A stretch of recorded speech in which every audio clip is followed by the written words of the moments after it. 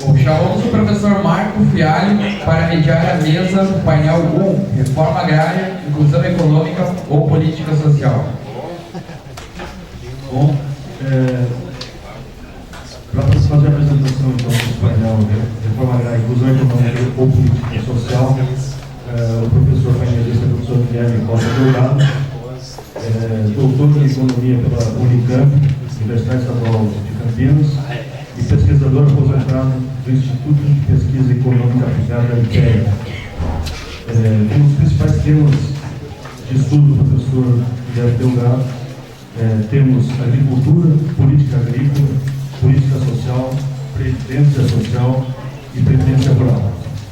O professor Guilherme Delgado também é autor do livro publicado agora no último ano, em 2012, pela editora da Universidade Federal do Rio Grande do Sul, URGS, pela série de estudos rurais, como título, o Capital Financeiro da Agricultura, a Economia do Agronegócio, Mudanças Climáticas em Meio Século, de 1965 a 2012.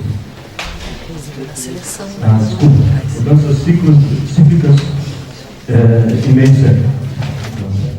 Nesse momento, eu passo a palavra então para o professor Guilherme Delgado. Obrigado, agradeço o convite aqui. O tema da mesa, especificamente, é reforma agrária, inclusão econômica ou política social.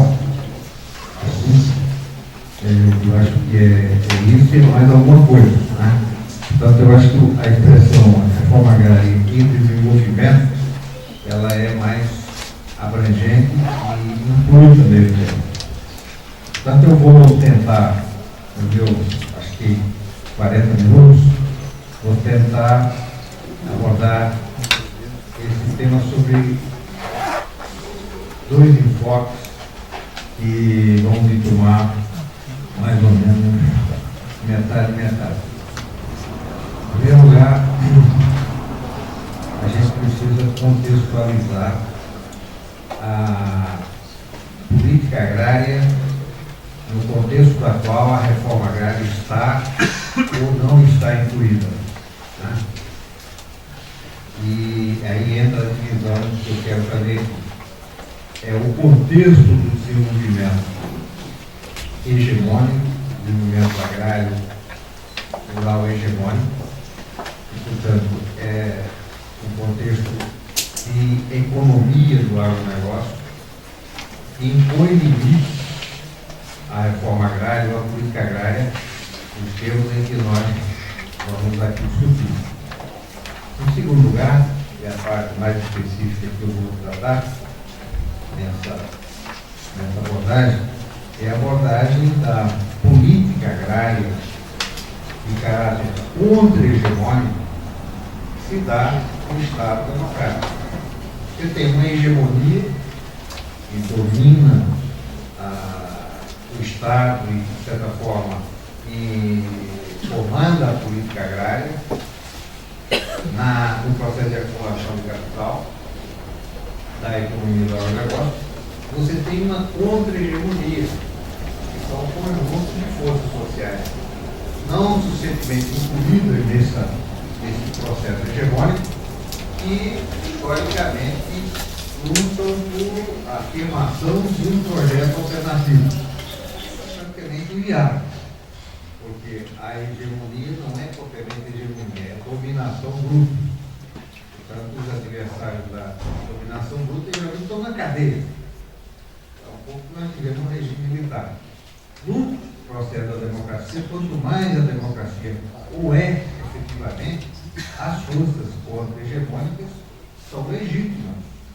Portanto, têm direitos a expressar ou a se expressar politicamente fora dos marcos da hegemonia dominante.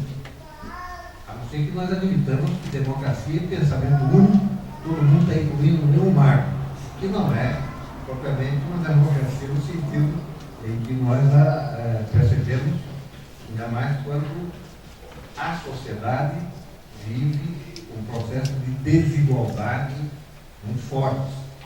Então, democracia pressupõe a afirmação da igualdade como condição de possibilidade para que ela se aprofunde. Portanto, as forças contra-hegemônicas aí se manifestam também. Então, eu vou tratar dessa segunda parte, um pouco na segunda metade do curso, que é um pouco mais, o curso não, na fala aqui, que é um pouco mais diretamente vinculado ao tema reforma agrária e desenvolvimento. Agora, vejamos como é que essa questão se coloca, né? Desde digamos, os primórdios do lançamento da reforma agrária como uma questão política nacional. Então, a reforma agrária se coloca como uma questão política nacional quando a questão agrária deixa de ser um caso de polícia e passa a ser um caso de política. Isso, pela primeira vez histórica que acontece no Brasil, nos idos pretéritos dos anos 60, governo Goulart. Então, é nessa fase que o conflito agrário brasileiro, de longa data, existente, uma série de condições institucionais, políticas e sociais da época, ela evolui para uma agenda de Estado. Uma agenda que não tinha ainda atores sociais próprios do campesinato, era um pouco, digamos, um ator social indireto. Era, por um lado, o Partido Comunista organizando os movimentos em favor da reforma agrária e a Igreja Católica organizando os sindicatos, de certa forma, representando o campesinato e levando a agenda política da época, do PTB, o grande partido do governo, levando uma proposta de reestruturação, portanto, de mudança na estrutura de posse e uso da terra, como ela o era historicamente no Brasil, que sempre foi, ou sempre privou por ser altamente concentrado, altamente dependente, digamos, do poder patrimonial. Então, essa é a questão agrária dos anos 60, que tinha um projeto, tinha uma perspectiva de desenvolvimento econômico, social, que nós temos hoje. Já passou muito mais tempo, a gente já pode fazer uma leitura histórica, digamos assim, até um pouco crítica, mas quem vive na história tem uma outra possibilidade de fazer essa leitura. Na realidade, se imaginava nos anos 60 que o desenvolvimento capitalista do Brasil e da sua agricultura passasse necessariamente por uma reforma agrária. Essa era uma tese, digamos assim, cunhada e defendida pelos teóricos do Partido Comunista, que eram os principais formuladores, Caio Prado Júnior, né? Alberto Passos Guimarães, Inácio Rangel, e tantos outros, eram poucos formuladores das teses da questão agrária, cuja resposta política era a reforma agrária. Mas na época se lia a perspectiva de que para desenvolver o capitalismo precisava fazer a reforma agrária. E os conservadores, então, um dos principais, que está vivo até hoje, e de certa forma ainda é um grande, digamos assim, formulador estratégico do campo conservador, que era o Delfim Neto, já em 63, o Delfim Neto para desenvolver o capitalismo, ou nem falava assim, para desenvolver, para crescer a economia, com essa estrutura agrária que está aí, nós vamos fazê-lo sem precisar mudar. Então, de eficiência econômica, precisamos de tratorização, de insumos modernos, etc. A estrutura agrária é da forma em que está, não precisa mudar. Então, essa tese conservadora é a que prevaleceu no golpe de 64 e principalmente um arranjo político que veio a partir de 67, do governo Costa Silva, em que o Delfim Neto ocupou toda, digamos assim, todo o espaço político conservador, no sentido de formular o projeto de modernização conservadora da agricultura brasileira, que era a mudança técnica, do ponto de vista do desenvolvimento tecnológico, da produção dos chamados insumos modernos, da mecanização, do sistema de crédito, etc., sem mexer no estrutura agrária. Então, essa virada dos anos 60 para os anos 70, ela é uma virada de derrota do campo reformista para o campo conservador. E, de certa forma, impregnou a cultura política brasileira de uma forma muito forte e, de certa forma, onipresente até o dia de hoje. Porque há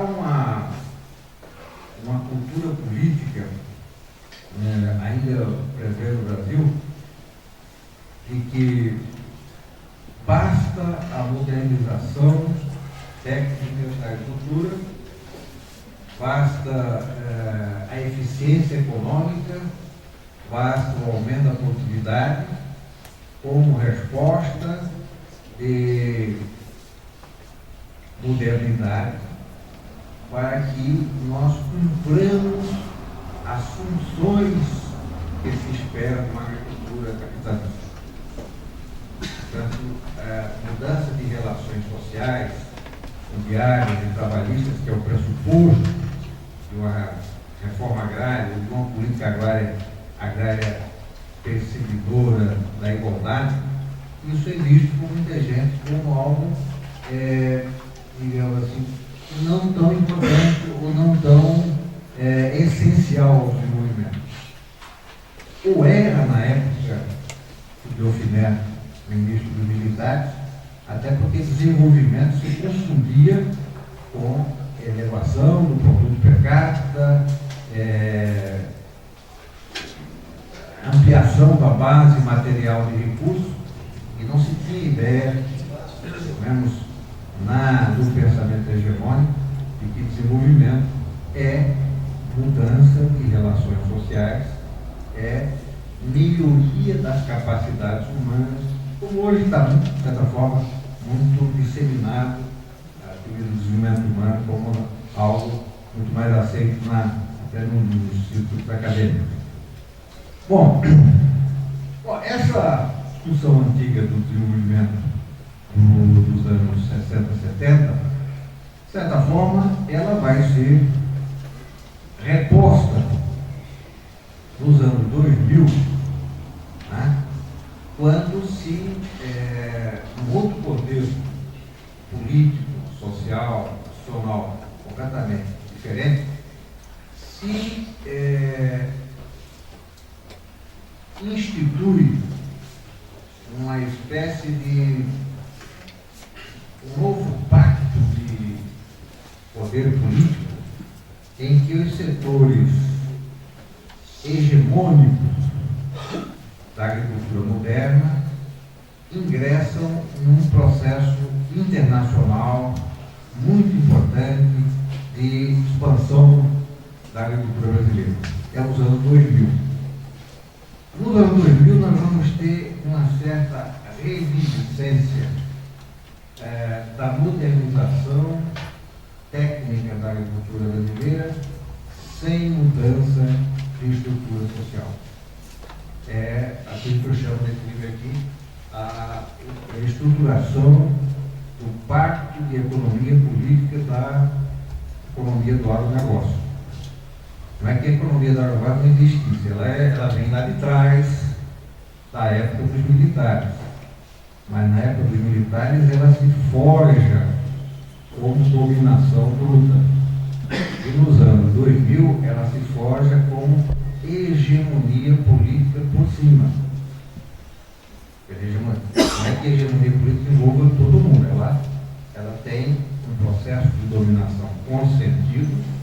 mas ela tem digamos assim, um eixo condutor. O eixo condutor são as cadeias agroindustriais principais, né? A grande propriedade fundiária, e o Estado brasileiro que solda esse interesse com vistas a um processo de expansão desmesurada das exportações primárias, que é o outro elemento da sustentação desse processo. Vejam só que, para a gente ter uma ideia quantitativa, em 1999, as exportações totais brasileiras eram da faixa de 50 bilhões de dólares.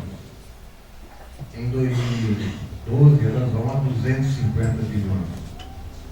E neste período há um avanço significativo das exportações primárias, com de 40% a praticamente 60% do total da pauta. Portanto, o Brasil passa a se inserir na chamada Divisão Internacional do Trabalho como um grande provedor de produtos primários, não somente de agricultura, mas de mineração.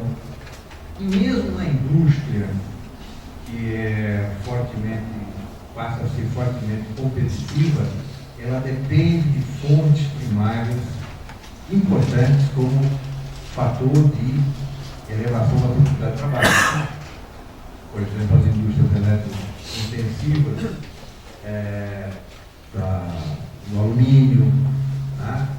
Por exemplo, todo o processo da hidroeletricidade, que depende basicamente de recursos naturais.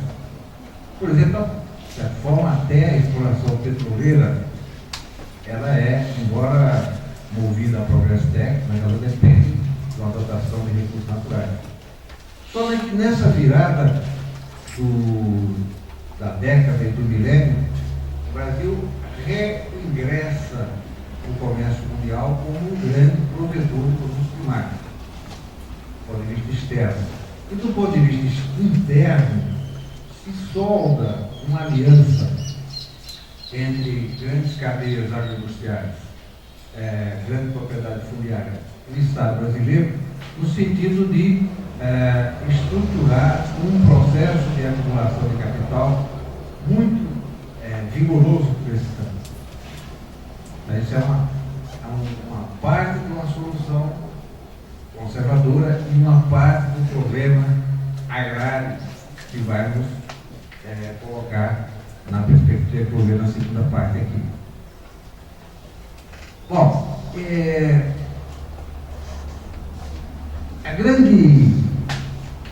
o grande problema que nos toca quando economia e política se unem nesse projeto é que esse projeto ele tem na propriedade e na exploração de recursos naturais uma espécie de carro-chefe.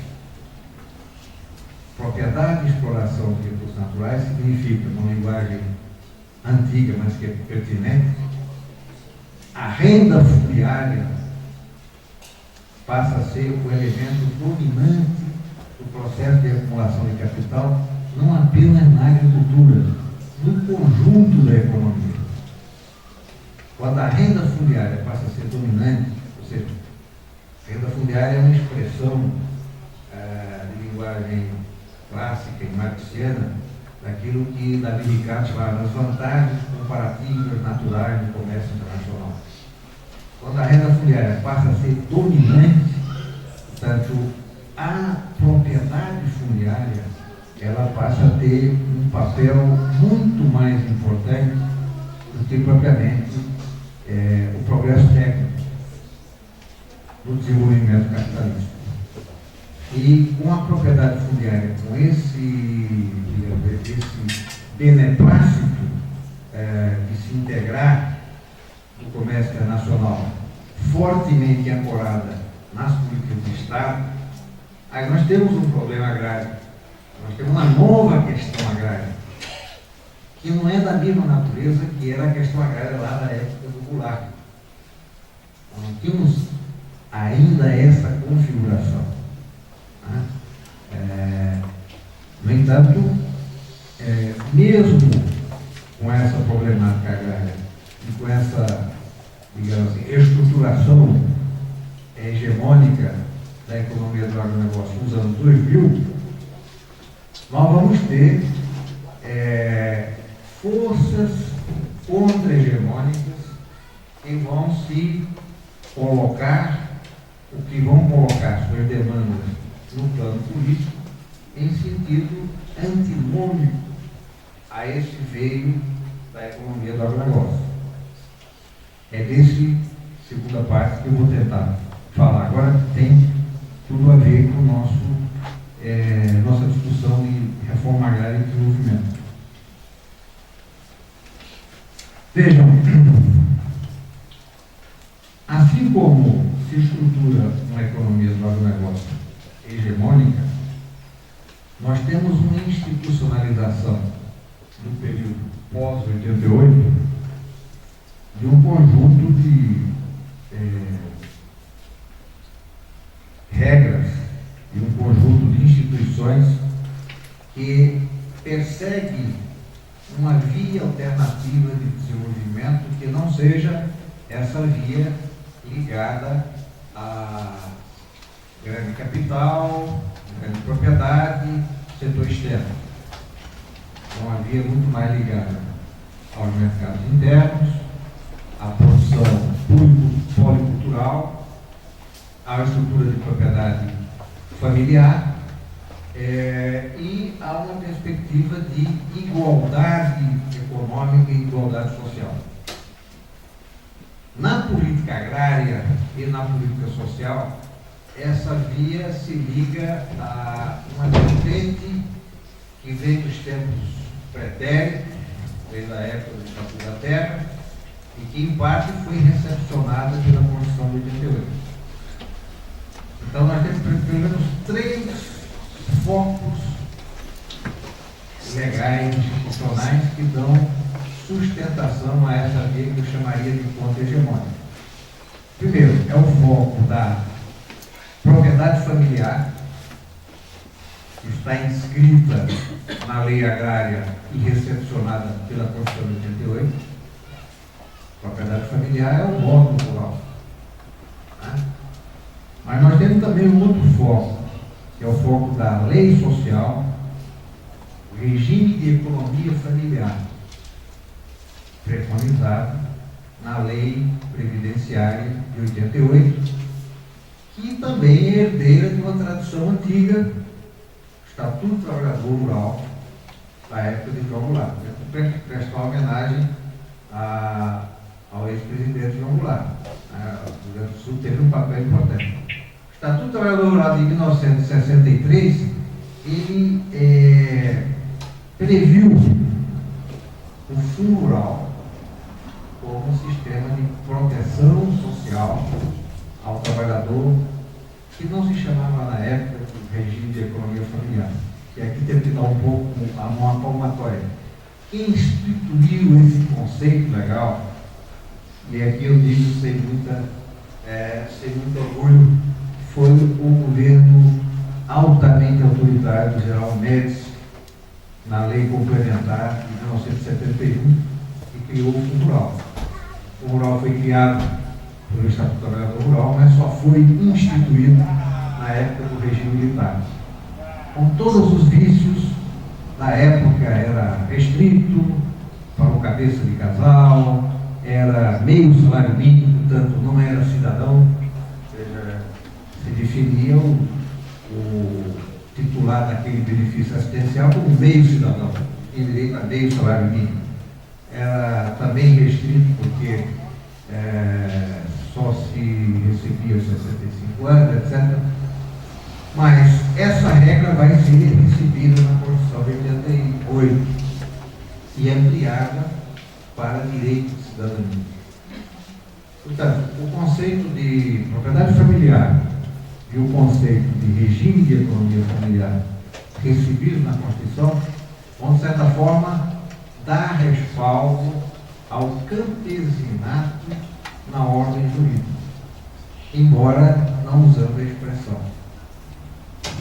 regime de economia familiar e propriedade familiar são substitutos jurídicos do campesinato na ordem jurídica. Veja que o campesinato não entra com esse nome na ordem jurídica, porque o campesinato ele é vítima na ordem jurídica e política de dois preconceitos, uma à esquerda e outra à direita.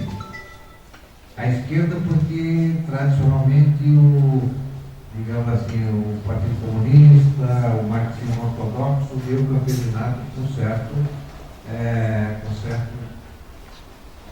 viés de preconceito, na perspectiva de que seria uma classe social transitória, atrasada, que seria superada pelo proletariado industrial. Posso Caio Prado Júnior tinha essa visão, ainda no livro Revolução Brasileira, que ele editou em 66. Que a classe trabalhadora rural, o assalariamento rural, seria um processo hegemônico, dominante, que mais dia menos dia iria perpassar, iria afetar toda a classe trabalhadora rural. Aconteceu o oposto. Com a instauração da economia do agronegócio, em que as relações capitalistas se tornam cada vez mais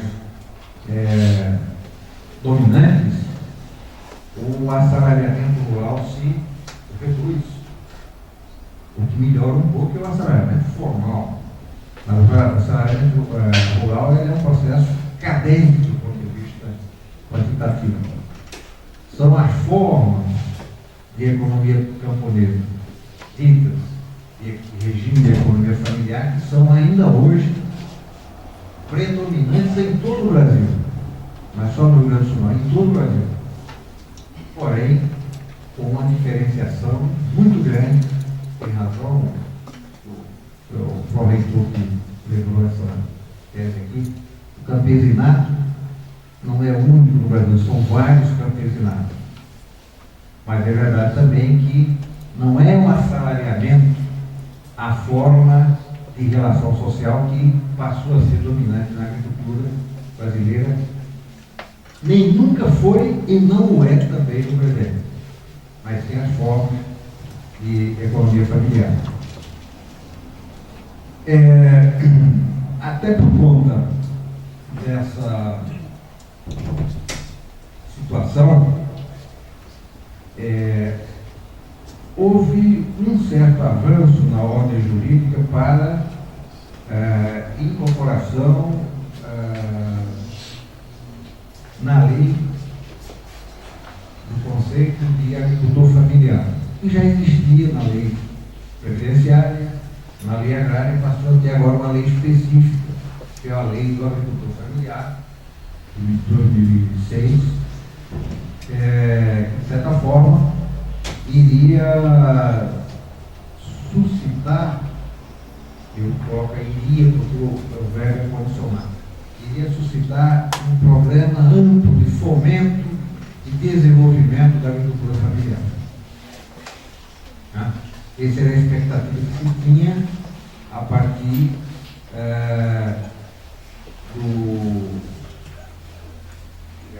da chegada ao poder do Partido dos Trabalhadores, um compromisso histórico longo de aderência ou de digamos assim, parceria da tese do desenvolvimento pela vida da agricultura familiar. Infelizmente, na prática, e agora nós acabamos de fazer uma avaliação, que eu vou citar aqui para você, a avaliação que fizemos do programa de aquisição de alimentos da agricultura familiar, que é um programa que completa 10 anos, tem uma avaliação para a CONAB. E nessa avaliação, eu até posso deixar para vocês aí um relatório simples, são 6 meses, em vários estados. A grande constatação é que a tese do desenvolvimento pela agricultura familiar, naquilo que foi estruturado no início do governo do PT, ela tem nessa experiência, talvez o melhor experimento, o experimento mais legítimo de desenvolvimento dos diversos campesinatos do Brasil. Mas, evidentemente, um experimento insuficiente para dar conta de um projeto de desenvolvimento alternativo nessa perspectiva contra-hegemônica. Por que isso é insuficiente? Né? Talvez nós tenhamos que lembrar a primeira parte da minha fala. Isso é insuficiente porque esse projeto ainda é residual e contra-hegemônico na estrutura do Estado brasileiro. Ele não foi expelido, não foi expulso, não foi estigmatizado como algo, digamos assim, impróprio, subversivo, etc., numa linguagem antiga, mas ele foi, de certa forma, afastado do projeto hegemônico da economia do agronegócio, porque com ele não se comunica de forma visceral. O projeto da economia campesina ou da economia familiar, ele tem algumas diferenças qualitativas importantes que nós precisamos chamar a atenção e que diferenças essas que são, ao mesmo tempo, fonte da sua perspectiva de futuro, mas também restrições à sua assimilação na institucionalidade vigente. Primeiro, é um projeto de igualdade. Você, para desenvolver a economia camponesa, você tem que perseguir uma perspectiva de igualdade, tanto de redistribuição, tanto de renda, quanto de redistribuição de propriedade. Isso é antagônico à economia do agronegócio. A economia do agronegócio é uma economia concentradora de propriedade, concentradora de renda. Em segundo lugar, a economia camponesa é uma economia essencialmente policultural. A economia do agronegócio é uma economia essencialmente de monocultivos. Ela está ligada a alguns mercados de commodities mundiais que demandam grandes quantidades homogêneas de produtos produzidos em grande escala e que utilizam uma cadeia produtiva integrada com as cadeias dominantes do agronegócio. A economia camponesa ela tem uma outra configuração. Se a economia camponesa se prender às cadeias tecnológicas do agronegócio, ela fica prisioneira de um regime técnico, um regime produtivo, do qual ela não escapará na perspectiva da autonomia, que é uma perspectiva muito importante da estrutura camponesa. A economia do agronegócio produz commodities. A economia camponesa precisa produzir valores de uso. Por quê? Porque os alimentos com os quais ela é especializada, né, não se confundem com as mercadorias, com as commodities produzidas com um determinado regime técnico, etc., que são, de certa forma, objeto de uma certa resistência da própria cultura consumidora moderna. A cultura consumidora moderna vê na produção das commodities do agronegócio um grande risco à saúde humana, com toda razão. Né? Com toda razão, porque você, ao ser forçado a intensificar o uso do pacote técnico pré-existente e o manejo de áreas cada vez mais vastas de latifúndio para a produção em grande escala, você não garante muito ao contrário, você incide em riscos sanitários e ambientais crescentes. A economia camponesa tem que perseguir um outro processo, o processo do cultivo e do manejo de práticas agroecológicas consistentes com essa visão moderna e auspiciosa do alimento como valor de uso. Então, essas diferenças importantes de estrutura produtiva, de inserção econômica e social da economia camponesa e da economia do agronegócio, leva a que você, na sociedade democrática, vá tendo que realizar clivagens no sentido de admitir processos e projetos alternativos de desenvolvimento. Eu lembrava aqui que o PAA tentou se imiscuir nesse campo. E tentou se imiscuir na perspectiva de construir um plano de safra alternativo para a agricultura familiar que não tivesse a mesma configuração, que não tivesse a mesma rotina do plano de safra da economia do agronegócio. Isso, de certa forma, vigorou de forma aparente, mas na realidade a agricultura familiar ela tem mais se tornado residual e mais se tornado peças e partes da política social do que propriamente da política agrária oficial. Né?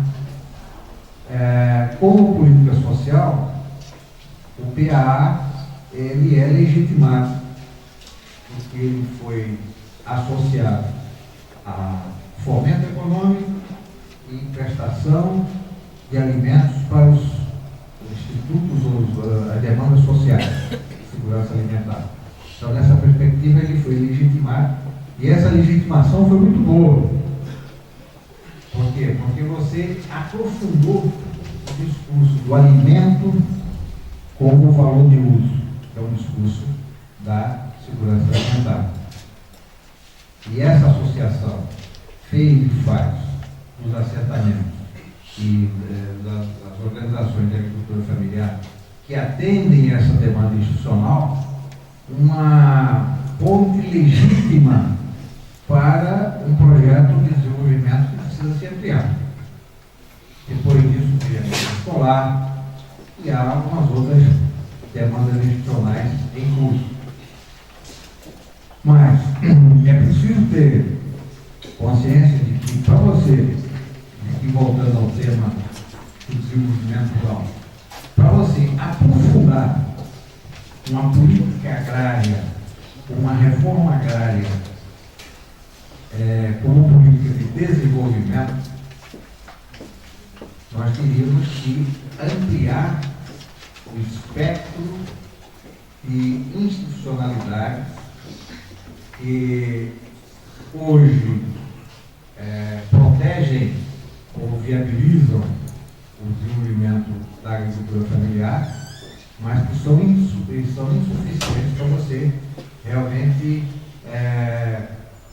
desenvolver uma via alternativa. Porque desenvolver uma via alternativa, e aqui vamos voltar um pouquinho à primeira parte. Para você desenvolver uma via alternativa de desenvolvimento, você precisa configurar o sistema econômico e social como um todo com regras que protejam essa via alternativa do projeto hegemônico. Porque se o projeto hegemônico tiver capacidade de imiscuir os tentáculos de poder que ele detém de forma a anular essa via alternativa, a via alternativa ela deixa de ser política e passa a ser apenas expectacional, futuro. Um projeto de desenvolvimento que viabilize a reforma agrária, nesse sentido, o Estatuto da Terra tem toda a razão. Ele não pode ser um projeto de assentamentos agrários. só. Ele é uma política agrária que afeta o próprio campo capitalista. No Estatuto da Terra, definidos estão corretos do ponto de vista jurídico formal. O Estatuto da Terra é o norte da reforma agrária, mas é também, do ponto de vista jurídico, o norte da acumulação de capital no conjunto do sistema econômico. Porque não é só a reforma agrária que é prometida lá, é todo o processo de desenvolvimento capitalista, daquilo que é definido como empreendimento rural, ele necessariamente tem que respeitar a função social e ambiental da propriedade foliar, sem o que ele entraria no crivo da ilegitimidade, seja dos conceitos de latifúndio de exploração, latifúndio por dimensão.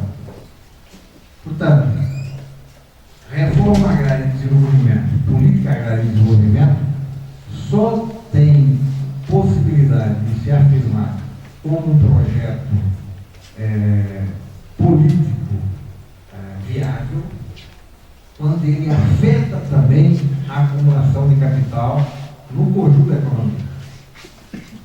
Esse sentido ele foi um pouco perdido em 88. Essa concepção jurídica ela estava presente lá no Estatuto da Terra.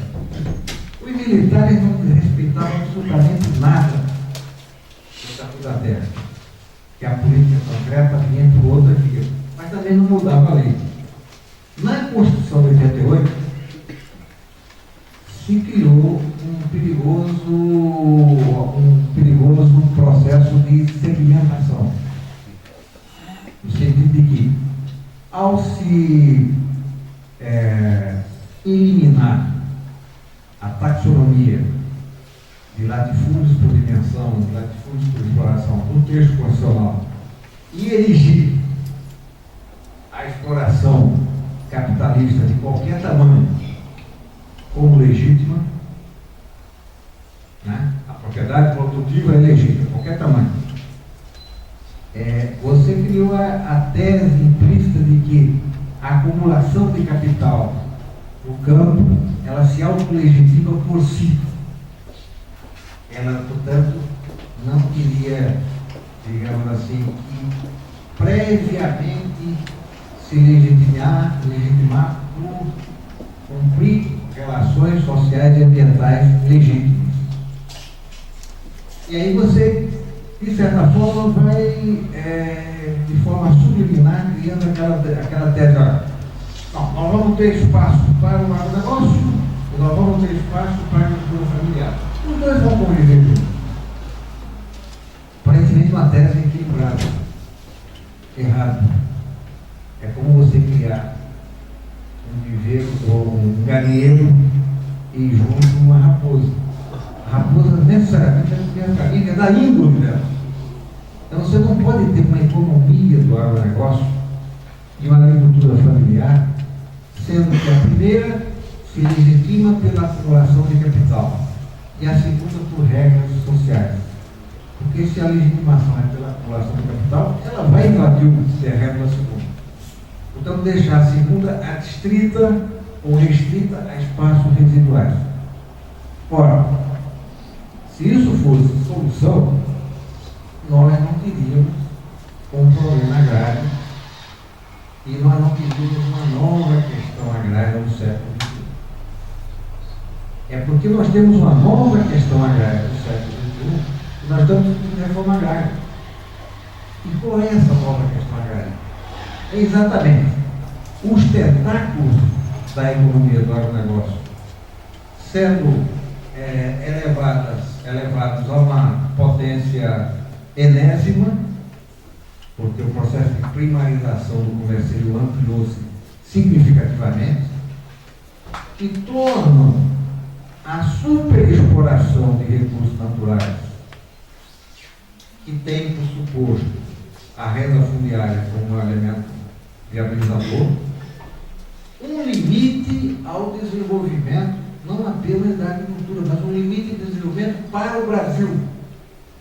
O Brasil está sendo condenado a perseguir renda fundiária como carro-chefe da acumulação de capital, e com essa perspectiva, de certa forma, ele está abandonando a via da industrialização.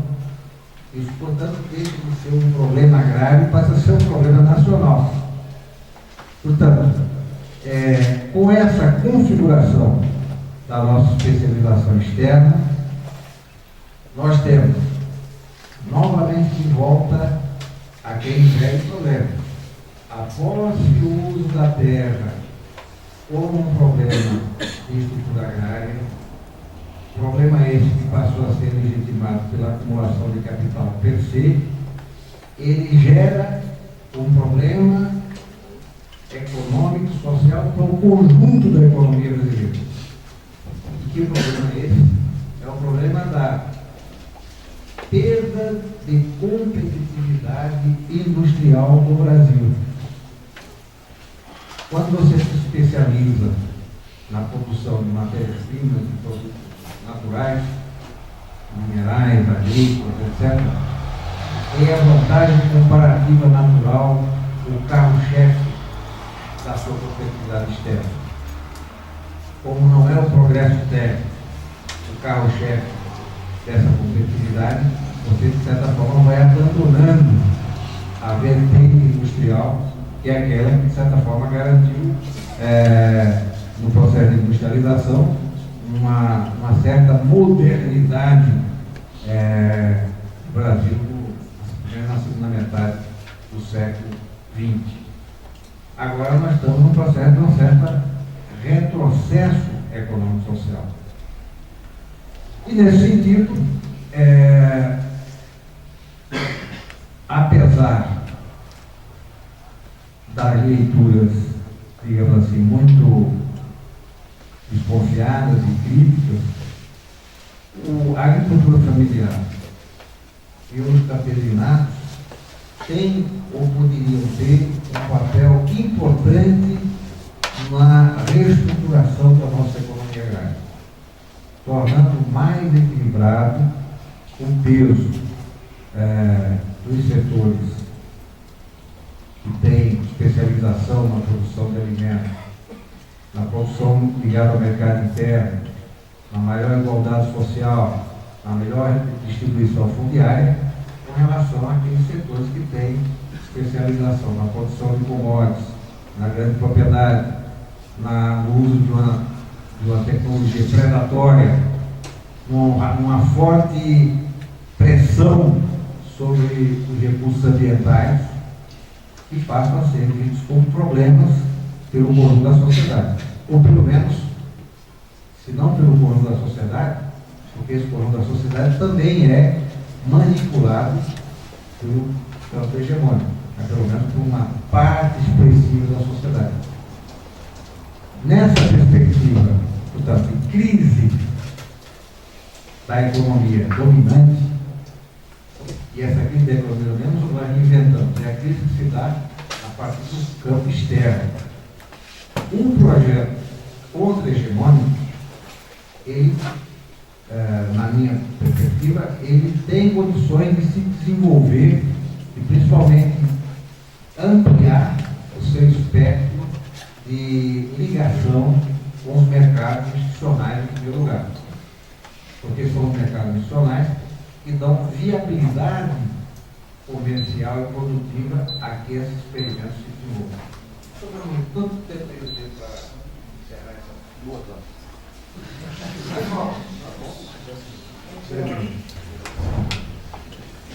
Bom,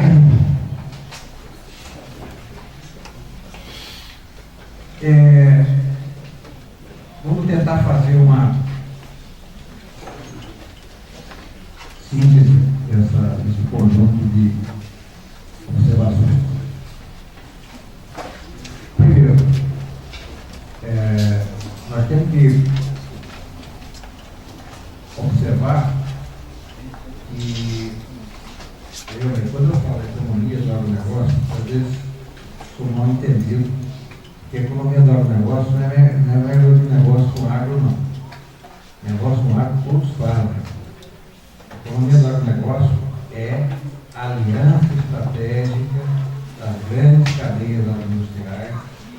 grande propriedade do Estado.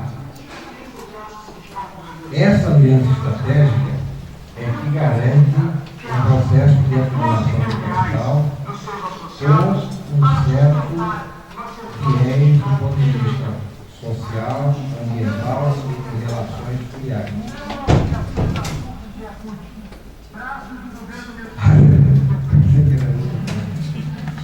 Então,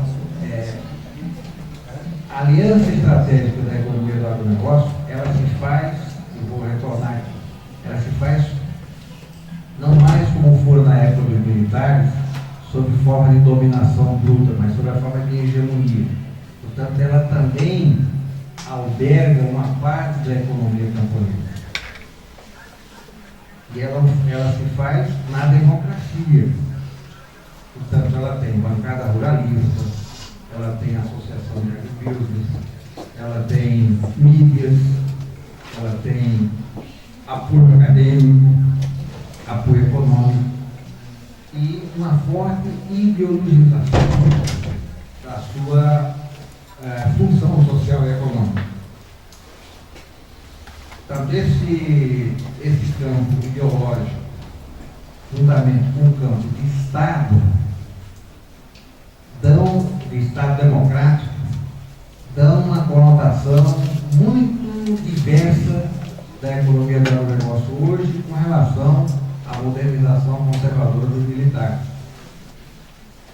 No campo de Estado, é a política de fomento econômico e comercial, o Sistema Nacional de Crédito Rural e da Política Agrícola Comercial anual, bancada pelos planos de safra.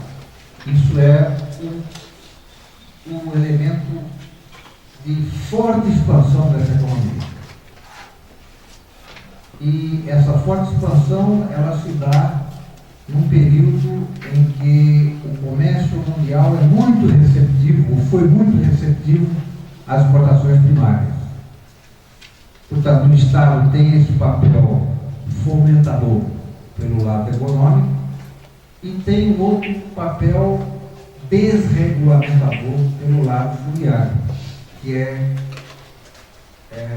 triste a gente falar isso, mas tem que diagnosticar. A desregulamentação vem pelo lado da retirada de funções regulatórias do INCRA, do IBAMA e da FUNAI no controle do mercado de terras. Né? Por que os jornalistas querem tirar a FUNAI da regulamentação das demarcações de terras indígenas? Por que há toda uma força para não aplicação pelo INCRA da função social da terra? Por que o Instituto Chico Mendes e o IBAMA não conseguem aplicar regras ambientais? Por que o Código Florestal é, digamos assim, bancado por uma reforma via ruralistas? Porque o mercado de terras, uma vez submetido à regra da função social e ambiental, como prevista na Constituição, que de certa forma é herdeira do Estatuto nesse aspecto, né? Aliás, Código Florestal e Lei Agrária, uma de 64 e de 65, feitas na época pelos militares para inglês ver, mas são leis boas, mas para não serem aplicadas. Quando a Constituição recepciona isso e, com toda a sua estrutura jurídica, Ministério Público, etc., força a sua aplicação, os ruralistas têm poder e fogo para mudar as regras. Portanto, isso só é possível de ser feito porque é um pacto de poder. É um Estado dominado por uma aliança estratégica do alto do poder econômico.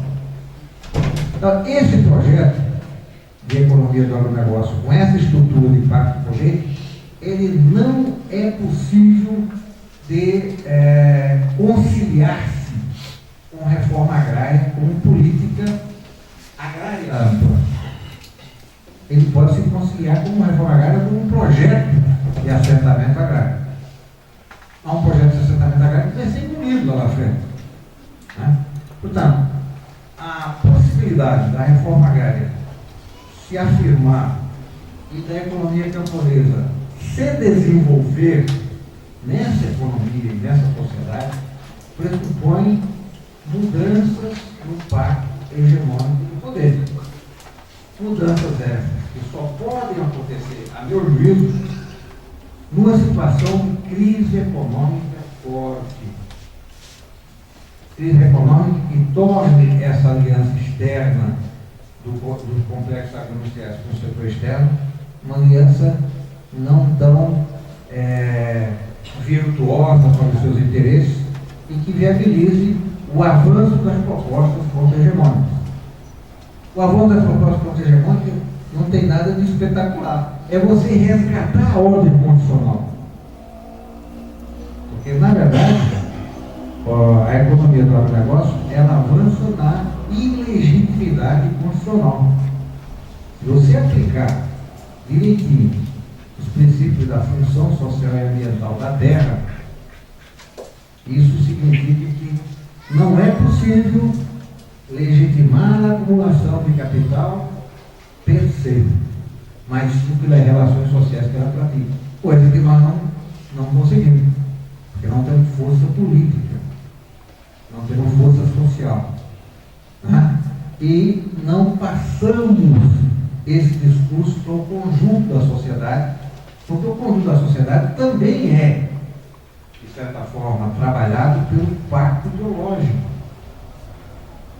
Vocês podem ver, todas as grandes redes de TV, que quem faz a comunicação de massa, fazem parte da Associação de Agrobusiness, a Rede Globo, a Rede Bandeirantes, além dos canais rurais, etc. E sempre apresentam problemas críticos da economia do agronegócio como efeitos sem causa. É o desmatamento, é a morte do índio, é aquela invasão dos índios lá no Congresso, pelo deputado da Correia, etc.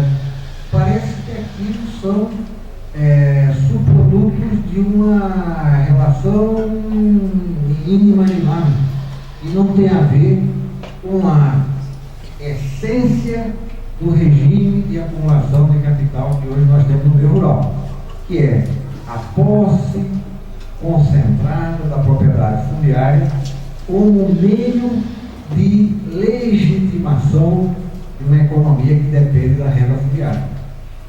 E que não tem que ser assim numa sociedade democrática. Né? Na sociedade democrática você tem que ter a terra como um meio mais democrático de acesso e de exploração, condição sine qua non, você não realiza a igualdade. Bom, portanto, não sei se complicando, mas contextualizando, eu ao mesmo tempo sou crente em que há crente, uma crença racional, né? Crente em que nós temos espaço para desenvolver a economia campesina. Ou as economias campesinas do Brasil. Agora, para isso, nós precisaríamos pegar os bons exemplos e ver como é que eles estão funcionando. Eu acho que o Piauí é um bom exemplo. É um bom exemplo que talvez não tenha se dado conta do tamanho do benefício que estava fazendo. Assim como a Previdência Rural também não se deu conta. A Previdência Rural é um outro bom exemplo que também não se deu conta do que estava fazendo. Mas eu vou falar só do segundo. O Piauí, que é coisa mais recente, ele atirou no que viu e acertou no que não viu. Ele atirou no que viu porque era a proposta na época. Nós vamos fazer a ponte entre o fomento da agricultura familiar e dos assentamentos, lá escrito como prioritário, e assistência alimentar. Não era? O governo Lula no início falava, capiteiro, ações estruturantes, etc. Então, assim, ele excluiu nesse campo. Mas, 10 anos depois, fazendo as avaliações na base, nos estados, no Nordeste, no Sul, da Amazônia, etc., nós vemos que ele afetou muito mais do que isso. ele resgatou comunidades tradicionais, quilombolas, indígenas, ele resgatou experiências agroecológicas, ele resgatou populações ribeirinhas que, de certa forma, se organizaram para entrar nesse espaço institucional. Inicialmente era apenas simbólico. O PA começou com 30 mil contratos de aquisição de meio salário mínimo em 2003. Ele está com mais de 200 mil contratações anuais, com uma perspectiva de dobrar isso até 2014. Com um elemento adicional. O PA não afeta apenas o grupo que é objeto das operações, ele afeta o mercado local, quando realiza a operação de comercialização. Ao mesmo tempo, o PA foi uma experiência que rompeu com a política agrícola comercial clássica. Que a política agrícola comercial clássica no Brasil, desde o governo de Taubaté, passando por todas as experiências do trigo, da cana, CFP, etc., partia da premissa de tratamento igual a todos. Ora, quando você tem uma sociedade desigual e você trata igual a todos, você promove a desigualdade. O princípio da justiça distributiva, que o PA aplicou, era tratar desigualmente os desiguais. Então, se o agricultor familiar é desigual, eu não vou tratá-lo igualmente como eu trato o sogro Nardelli ou o Friboi, etc. Eu vou tratar desigualmente, eu designo aquele recurso para o agricultor familiar, numa relação determinada. Eu acho que isso foi muito exitoso na perspectiva de promover dentro da política agrária um princípio de igualdade que a ela era estranha. Da política agrícola comercial. E isso teve e tem tido um aspecto muito positivo no sentido de viabilizar os mercados institucionais para a agricultura familiar. E para a agricultura familiar que está, digamos assim, ampliando várias demandas diferentes de campesinato. Veja bem, a demanda dos quilombolas é reconhecimento. A demanda agroecológica é uma nova base produtiva. A demanda dos ribeirinhos da Amazônia é, digamos assim, participar da vida econômica e social. A gente não tem noção da distância, da separação que eles vivem do mundo urbano. A demanda de vários grupos campesinos que a gente entrevistou é reconhecimento de autoestima. Autoestima no sentido da comunidade ver-se integrada na sociedade, na política do Estado. Eu acho que esse conjunto de expectativas, que não são só de natureza econômica, mas são muito mais de caráter antropológico,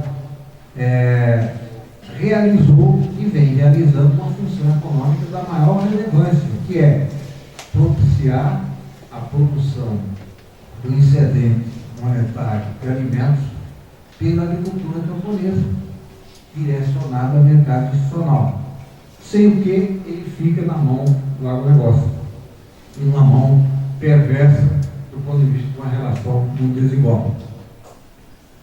Agora, isso tudo está precisando passar adiante, porque campesinato é um pouco invisível. Campesinato é muito diferente de estado para estado e ele só se torna visível quando, digamos assim, de certa forma, repercutido por atores sociais de caráter mais político que colocam a sua demanda no centro do debate político. Né? Isso nós tivemos em 64, Isso nós vemos vindo ao longo dos últimos anos, mas muito abafado pelo enorme sucesso que tem tido a economia do agronegócio e, portanto, de certa forma, tornando invisível, em grande parte inviável, o desenvolvimento do campesinato. Né? Eu acho que o desenvolvimento do campesinato é uma condição não só para trazer o campesinato à modernidade, entre aspas, né? A modernidade é uma expressão muito ambígua, mas a igualdade social. Mas é uma condição de você romper com esse cerco ideológico e com esse cerco, digamos assim, conservador que na economia dominante nós temos presente e predominante. E, de certa forma, responder a um conjunto de demandas e a um conjunto de problemas que a economia dominante não consegue resolver. Alimento saudável, relações ecológicas, bases técnicas amigáveis com a natureza, respeito ao meio ambiente, igualdade social. Né? Eu acho que, uma vez que consigamos construir politicamente esse discurso e, de certa forma, pressionar o Estado para entrar nessa seara, estaremos cumprindo e exercendo um papel muito positivo, não apenas para o campesinato, mas para a sociedade brasileira. Eu só quero apresentar um dado final, eu nem vou apresentar as minhas prioridades ali. Bem, a sociedade brasileira não se dá conta de que 99,75% do seu território é território rural. Dos 850 milhões de hectares do Brasil, 850 e pouco, você tem apenas 4 milhões e meio, segundo os dados do censo de 2006, 4 milhões e meio de hectares de espaço urbano, no qual habita 80% da população. Você tem 99,5% de território, como território, espaço rural. E esse espaço está sob controle de um direito de propriedade absoluto. Os 80% da população urbana são refém. Portanto, a questão da propriedade da terra não é uma questão agrária, é uma questão nacional, sem o que as consequências virão ao conjunto da sociedade e da economia. Muito obrigado. Fique à disposição de